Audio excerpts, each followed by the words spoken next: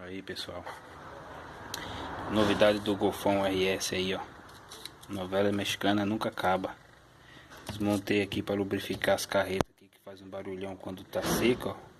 Quando você dá pastilha faz aquele barulho gritante, ó.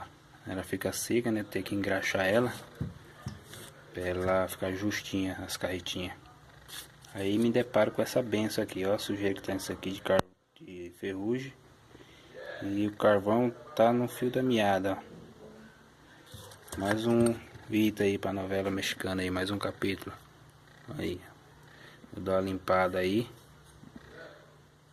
E lubrificar e remontar de novo aí, tá? Golfão mexicano aí, RS. Vamos que vamos.